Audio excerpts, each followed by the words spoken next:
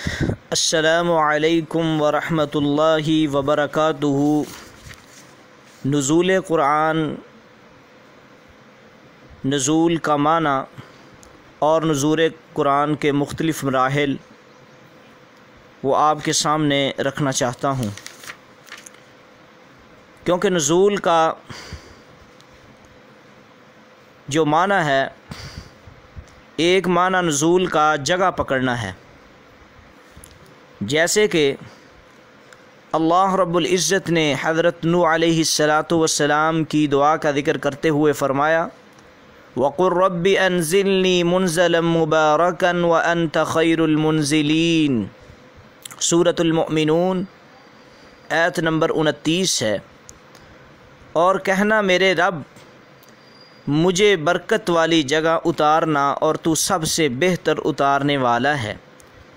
تو نزول قرآن جب لفظ بولا جائے تو نزول کا ایک معنی ہوتا ہے اتارنا، جس طرح کہ اللہ رب العزت نے قرآن مجید کو محمد الرسول اللہ صلی اللہ علیہ وسلم پر سیدنا جبریل علیہ السلام کے ذریعے اتارا ہے۔ اسی طرح عربوں کا محاورہ بھی ہے نزل الامیر المدینہ، امیر شہر میں اترا، امیر شہر میں اترا یعنی رہائش اختیار کی۔ اور قرآن مجید کا دوسرا معنی، ایک معنی اس کا جگہ پکڑنا ہے، اور دوسرا معنی قرآن مجید کا اوپر سے نیچے اترنا ہے۔ پہلا معنی جگہ پکڑنا ہے اور یعنی کہ رہائش اختیار کرنا ہے، جس طرح کہ سورۃ المؤمنون کی آیت نمبر 29 میں نے بتلایا ہے وَقُلْ رَبِّ أَنزِلْنِي مُنزَلًا مُبَارَكًا وَأَنْتَ خَيْرُ الْمُنزِلِينَ، کہنا میرے رب مجھے برکت والی جگہ اتارنا، تو سب سے بہتر اتارنے والا ہے۔ تو عربی میں بھی اس کا معنی رہائش اختیار کرنا ہے، اور قرآن مجید نزول کا دوسرا معنی ہے اوپر سے نیچے اترنا، جس طرح کہ سورۃ المؤمنون کی آیت نمبر 18 ہے وَأَنزَلْنَا مِنَ السَّمَاءِ مَاءً، اور ہم نے بادلوں سے پانی اتارا۔ تو یہ دو معنی نزول کے کیے گئے ہیں۔ اور اب میں آپ کے سامنے نزول قرآن کے مراحل رکھنا چاہتا ہوں کہ کون سے وہ مراحل ہیں کہ جن مراحل میں قرآن مجید اترا ہے۔ تو پہلا نزول جو ہے لوح محفوظ میں ہوا ہے۔ اس کے نزول کے 3 مراحل ہیں۔ پہلا مرحلہ پہلا نزول لوح محفوظ میں ہوا ہے، جس طرح کہ اللہ رب العزت نے فرمایا بل هو قرآن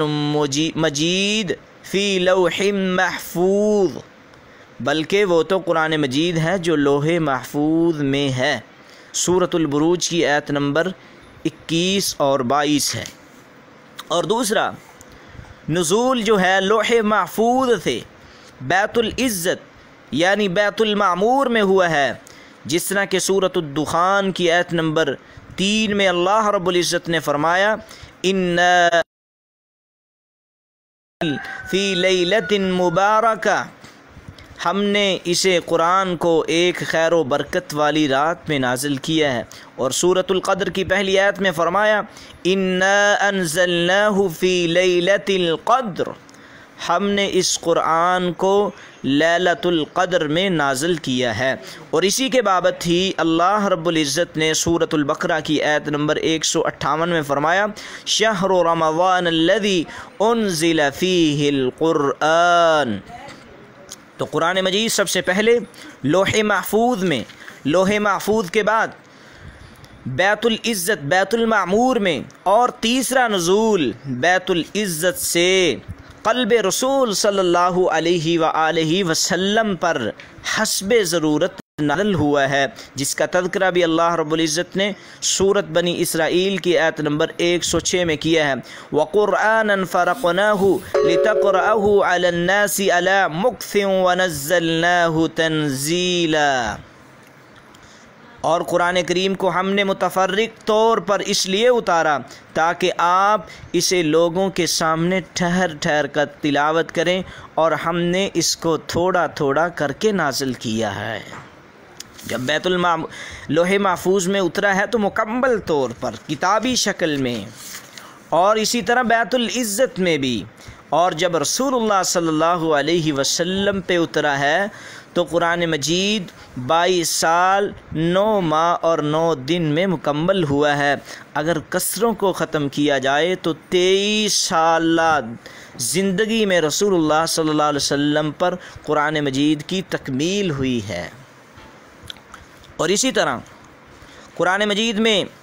نزول قرآن کے لیے انزال اور تنزیل 2 لفظ استعمال ہوئے ہیں۔ انزال کا مطلب کسی چیز کا ایک ہی بار نازل کر دینا، اور تنزیل کا مطلب کسی چیز کا تھوڑا تھوڑا کر کے نازل کرنا۔ اور قرآن میں جہاں انزال کا لفظ آیا ہے